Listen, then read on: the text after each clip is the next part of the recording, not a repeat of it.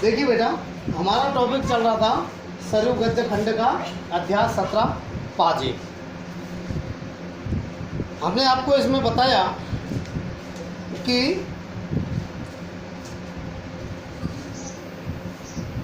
लेखक की बहन आशुतोष की बुआ मुन्नी को जो पाजेब लाई, वो पाजेब जो है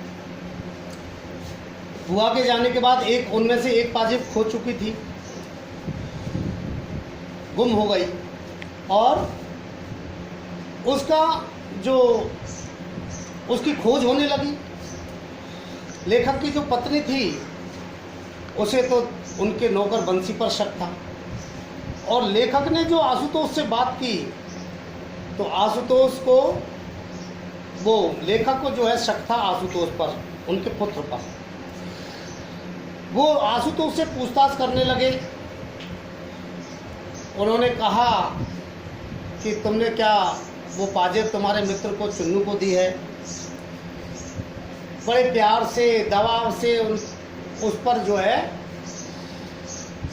उन्होंने हाँ करवा ली कि हाँ चुन्नू को दी है। तो उन्होंने कहा कि जाओ उसे लेकर के आओ। तो आशुतोष वहाँ जाने के लिए तैयार नहीं हुआ।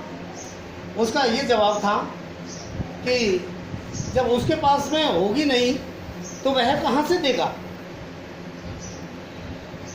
तो लेखक कहते हैं आगे कि जो है मुझे उसकी जिद बड़ी बुरी मालूम हुई। लेखक ने कहा कि तो कहीं तुमने गाड़ दिया है क्या? क्या किया है? बोलते क्यों नहीं हो? लेकिन जो है आशुतोष लेखक की ओर देखता रहा और कुछ नहीं बोला। लेखक ने फिर कहा कि बोलते क्यों नहीं हो, कुछ कहते क्यों नहीं हो? लेकिन वह गुमसुम रह गया और कुछ नहीं बोला। फिर लेखक ने जो है डपट कर कहा कि जाओ, जहां भी हो वहीं से पाजेब को लेकर के आओ। फिर भी वह अपनी जगह से नहीं हिला।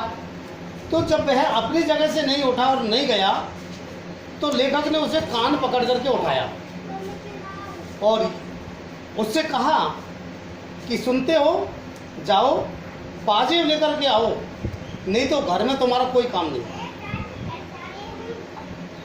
जब उसे इस तरीके से उठाया गया तो वह उठ गया और कमरे के बाहर निकल करके और बरामदे के एक कोने में जो है रूठा मुंह बना करके और खड़ा रह गया। लेखक कहते हैं कि मुझे बड़ा क्षोभ हो गया, मुझे बड़ा क्षोभ हुआ। ये लड़का सच बोल करके अब किस बात से डर रहा है और जो है किस बात से घबरा रहा है,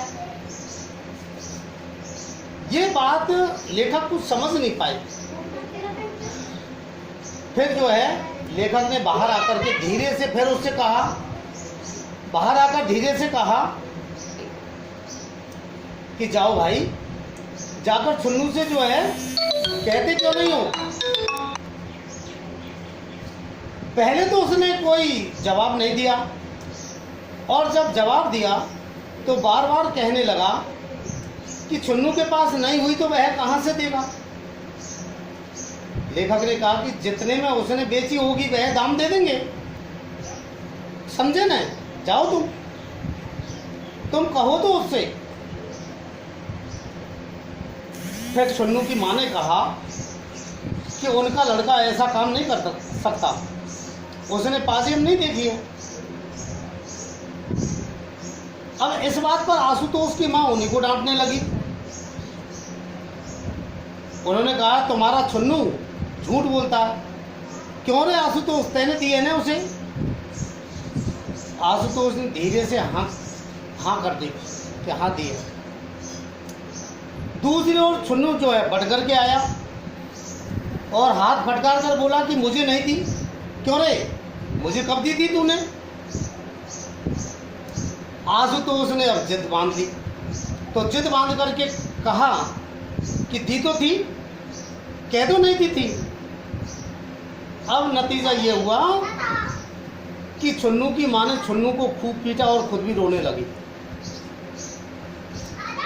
कहती जाती थी कि हाय रे, अब हम चोर हो गए, ये कुलक्षणी औलाद जाने कब मिटेगी।